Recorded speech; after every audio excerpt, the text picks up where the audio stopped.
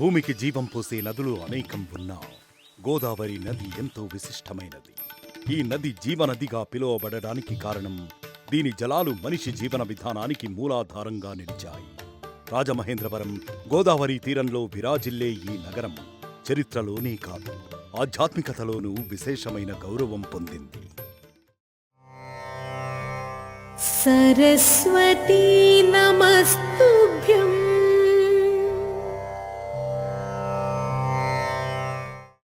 రాజమహేంద్రవరం గోదావరి తీరాన అనేక దేవాలయాలు ఉండడం వల్ల ఈ ప్రాంతాన్ని దక్షిణ కాశీ అని పిలుస్తారు.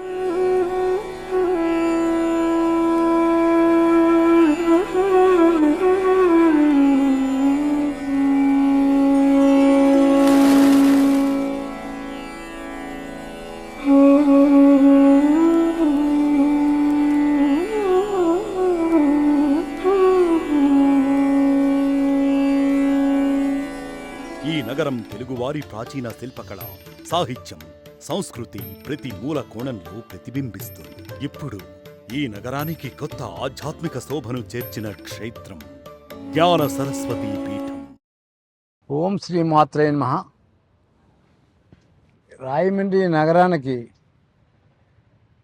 పుట్టినందుకు నేను ఎంతో కృతజ్ఞతలు తెలుపుతూ, గోదావరి మాతకి, రాయమండ్రి చరిత్రకి నా వంతు నేను చేయాలని ఆశిస్తూ ఈ ఆలయ నిర్మాణం జరుగుతుంది.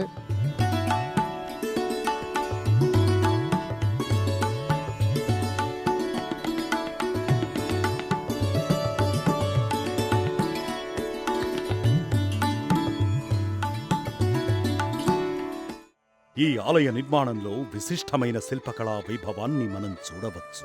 ఇది దక్షిణ భారతదేశపు ద్రావిడియన్ శైలి మరియు ఉత్తర భారతదేశపు నగర శైలి కలయికతో రూపొందించబడింది.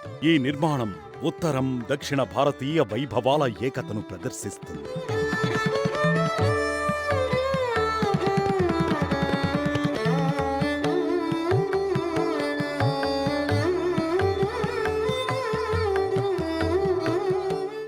తెలుగు భాషలోని 56 అక్షరాలకు ప్రతీకగా 56 స్తంభాలు నిలుస్తాయి.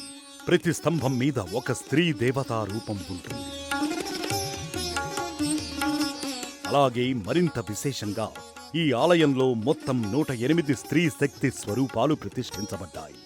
ఇవి స్త్రీ శక్తి యొక్క విశ్వరూపాన్ని ప్రతిబింబించడమే కాకుండా ఆధ్యాత్మిక శక్తి, భాషా సంపద, సంస్కృతి గొప్పతనానికి ప్రతీకగా నిలుస్తాయి. ప్రతి దేవతా రూపం స్త్రీ శక్తి యొక్క ప్రత్యేకతను, ఆధ్యాత్మికతను మరియు జీవితంలోని వివిధ రంగాల్లో వారి ప్రాధాన్యతను చాటి చెబుతుంది.